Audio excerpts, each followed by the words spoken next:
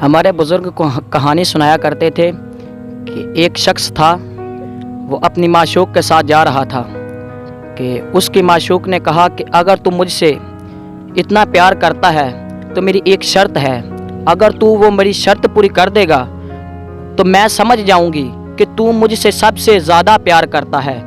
तो उस लड़के ने कहा कि बता तेरी क्या शर्त है।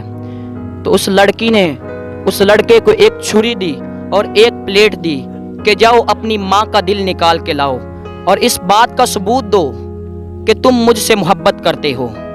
तो वो बदबख्त लड़के ने छुरी पकड़ी और प्लेट पकड़ी, घर जाता है, माँ सोई हुई है, माँ के एक हाथ माँ की आंखों पे रखता है और दूसरे हाथ से माँ का सीना चीर देता है और माँ का दिल बाहर निकाल लेता है। आज हम सोचते होंगे कि उस दिल में, उस माँ के दिल में उस बच्चे के लिए कोई मोहब्बत बाकी नहीं रही होगी।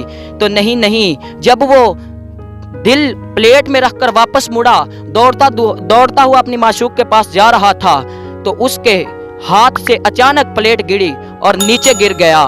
तो दिल तड़पने लग गया, दिल फड़कने लग गया और दिल से आवाज़ आ रही थी कि ए बेटा तुझे चोट तो नहीं लगी, ए बेटा तुझे कोई तकलीफ तो नहीं पहुंची, देखो तुम्हें मेरा दिल सीने के बाहर है तो मेरी तड़प ऐसी है, अगर मेरा दिल सीने के अंदर होता तो फिर माँ की तड़प का आलम क्या होता। तो दोस्तों अपनी माँ की इज्जत करो। हुजूर से पूछा गया था अगर इंसान को जन्नती दुनिया में देखना हो तो उसकी पहचान क्या है, तो हुजूर ने फरमाया कि उसके घर जाकर उसके वालिदैन को देख लेना, अगर वो उससे राजी हो तो समझ जाना कि वो बंदा जन्नती है। जी बिल्कुल, माशाल्लाह इस छोटे हाफिज साहब ने हमें बहुत अच्छी और प्यारी बात बताई।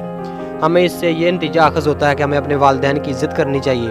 अल्लाह ताला सबको अपने वालिदैन की इज़्ज़त करने की तौफीक अता फरमाए।